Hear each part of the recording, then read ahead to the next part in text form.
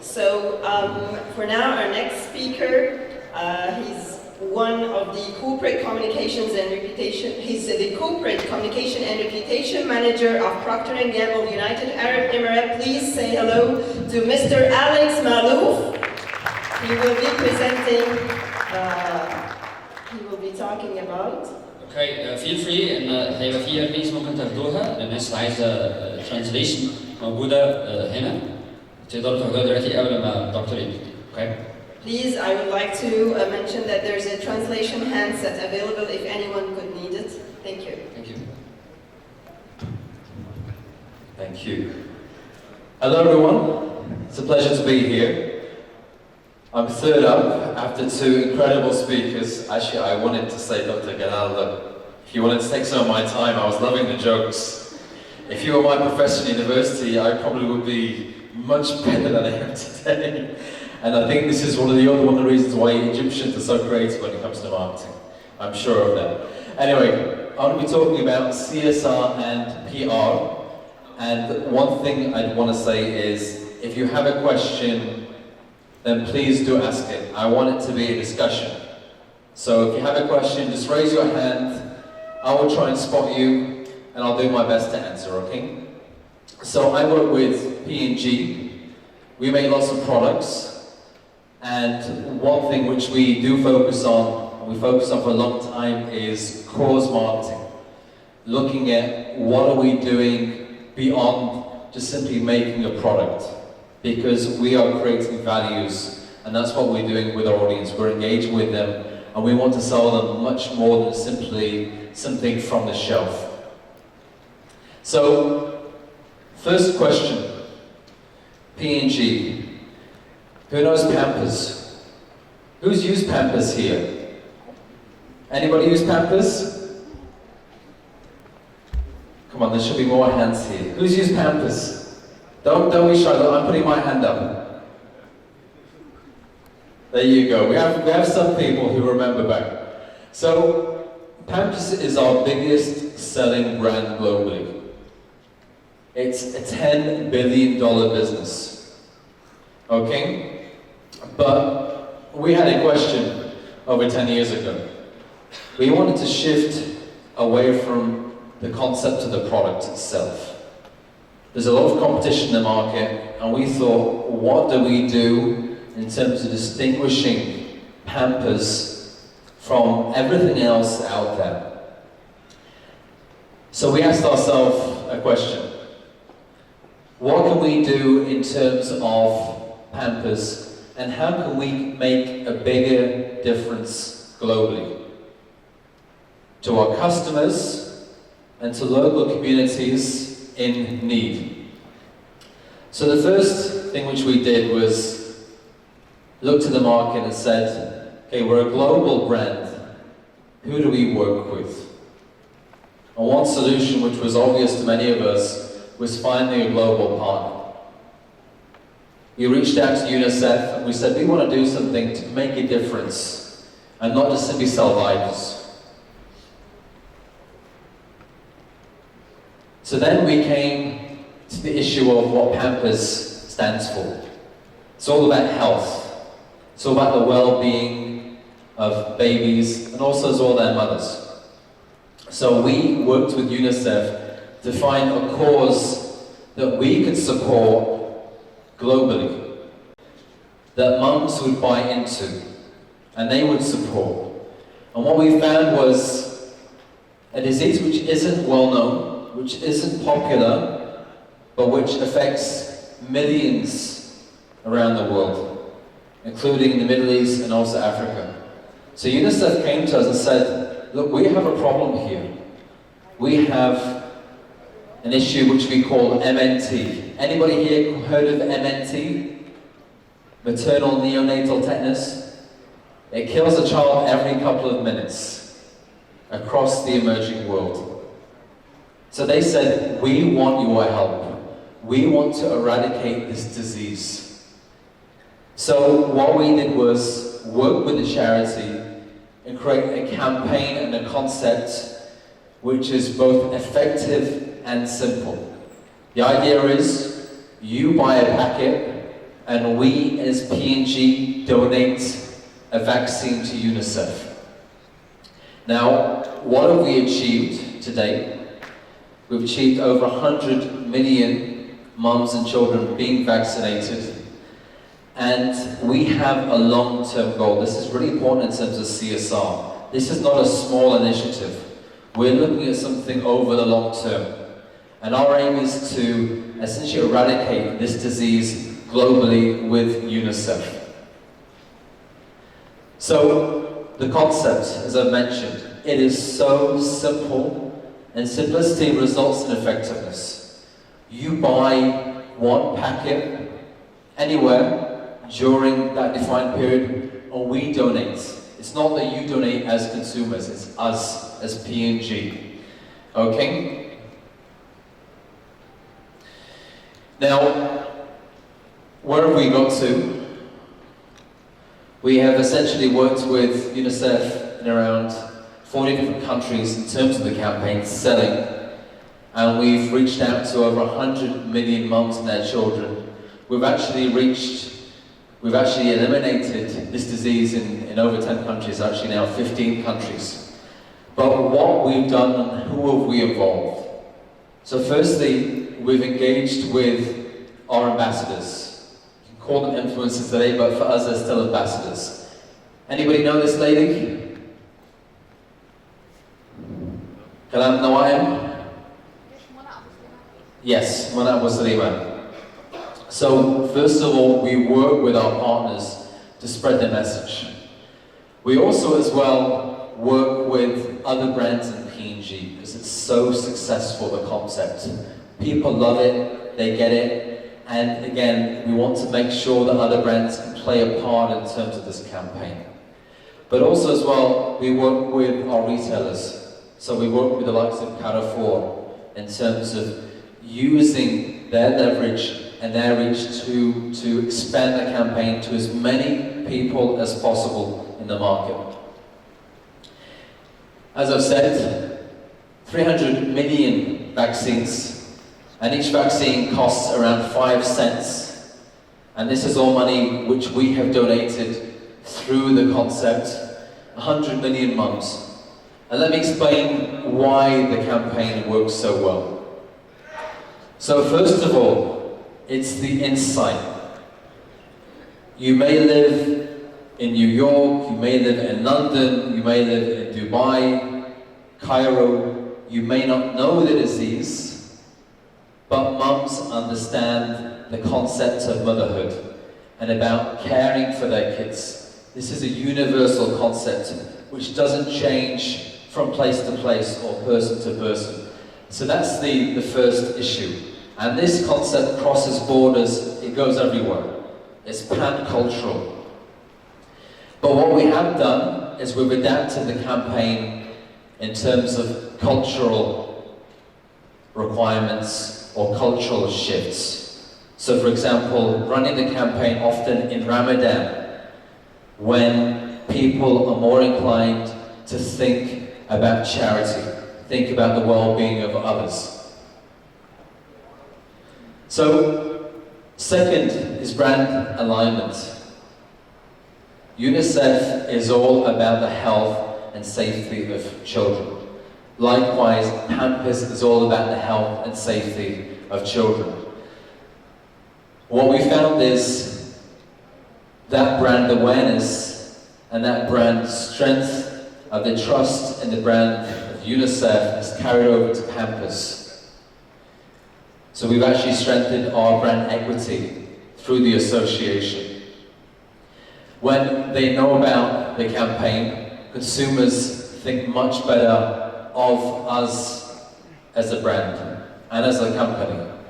And the third as well, this fits in with our own internal values. We believe that we need to do good for all the consumers we work with. So it makes perfect sense. Social responsibility.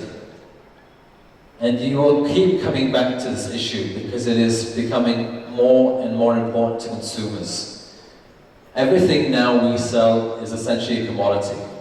How do you distinguish your brand from every other brand out there.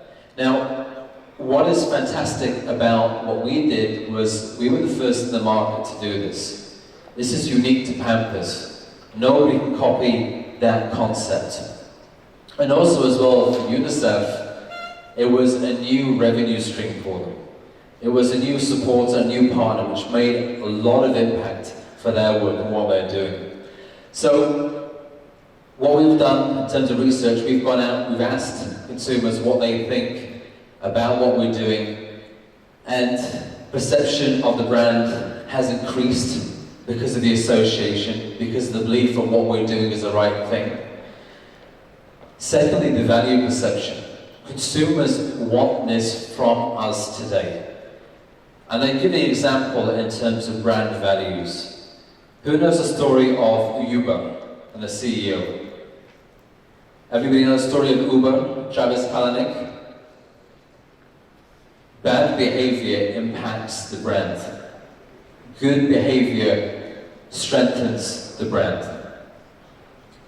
What we've also found is it helps internally. We give our employees a means to believe much more in terms of what they're doing. So HR love it because retention rates go up.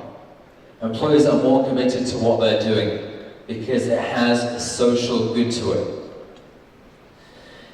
Now, the other strength of the campaign is its simplicity. The challenge often with CSR is coming up with a concept which is clear, coming up with a call to action which is even clearer. So here, the concept could be easier to understand. You buy, and even we do this in advertising, you buy one pack and we donate one vaccine. It is as simple as that. And people get it. And people keep coming back because it's simple to understand. So, what does it mean for us in terms of a brand and also UNICEF? First of all, for the charity, they're able to reach out to more people. It makes a huge difference to them in terms of their outreach programs and the people they are able to engage with. Second, it's that revenue stream again for the charity, which makes a huge amount of difference to them in terms of doing good work. And also as well, this for us is a long-term commitment. We want to tackle this disease and keep on working on the campaign until the disease is eradicated. This is not a one-off. This is a sustainable campaign which we've actually been running for over 10 years globally and 6 years in this region. And as I said, we will keep on until our objectives are achieved. I mentioned before, it's not just us. We brought our partners in. We brought our retailers in. So for example, in this region, globally as well, we work with Carrefour. And we've actually been able to double the contribution to the campaign through getting others involved in terms of what we're doing.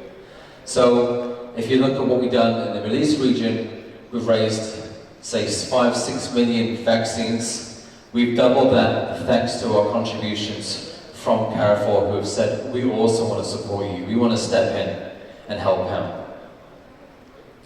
So, this is a simple shot.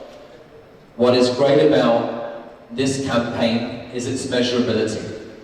We're able to go out and tell consumers what they have achieved through working with us, through buying the product. And we're actually just share with them something which is tangible. And also as well, one other important point to make, if the campaign makes sense, if it connects with consumers, if they buy into it, you will get the recognition throughout essentially the good work you're doing. The PR is a reward for the CSR, not the other way around. We've got to approach CSR differently. It's not about getting easy media hits. It's about long-term impact for our communities. So, I want to share 4 simple tips for you in terms of what we're doing here. First of all, in terms of any CSR initiative, use insights. What are you basing your CSR campaign on? What is the insight that you're using as your base? With Pampers, it's very simple. It's all about mothers, about motherhood. What works for you? What works for your consumers? Make sure that you are confident and you've tested it with consumers so that there is an understanding. You tap into something which people are looking for. Second, your brand has to align with the cause, and also as well with a charity. There's nothing worse than having a brand and a charity in a misalignment. Consumers are incredibly smart. They will see when something doesn't make sense, and your campaign will be a failure. So again, make sure those two are aligned together. Your brand, its values, and the campaign. Because once you have that alignment, you will benefit in terms of your brand value, and the cause will also benefit because consumers will buy into what you're saying. You've got to find a good charity partner, which is very, very tough. And also as well, you've got to define your overall social responsibility program. So, who are you going to work with and the why? What is your belief in terms of the impact that you want to make on your community? And then, who shares that belief in terms of charities? Because again, it's not just about you, it's about the charity engagement, and it's about the results you both achieve. And you've got to think, how well known is the charity? How much do they understand what we want to do in terms of the initiative? How much do they get marketing and what you want to do? So how far are you aligned on those three items? And the fourth as well, the most important item is, how much can the charity give you in terms of the results? It's all about transparency. Because again, consumers will ask, I'm supporting you and this charity for this cause, and what is the impact? You've got to go to them afterwards and show them an impact. Last point. What is your call to action? Is it simple enough that people understand it and then they want to engage with you? If your call to action is too complex, people will not engage. Even worse, if there is no call to action, then people will switch off, and again, your campaign will fall flat. So please, think about, what are you asking your consumers to do? It could be awareness, it could be donation, it could be get out and show support to the initiative, but make it clear for them, make it simple. Again, think back in terms of Pampers. All we're asking them to do is simply buy Pampers, which many of them would do anyway, and we donate on their behalf. You cannot get simpler than that. So these essentially are the four takeaways that you need to think about when you are looking at CSR and you're looking at your brands. If you're able to do this, then you will come up with a concept, with a cause, with a partnership, and with an impact that will last and that will be sustainable, and which you can repeat year after year after year. So eventually what you want to do is walk away with a campaign which will run, not just this year and not next year, but something which will run for the long term, which people will associate with you and the good that you do as marketers and also as brands. Okay? So I think I'm done ahead of time. I want to give you extra time for your coffee. But thank you very much, and it's been a pleasure to be here with you.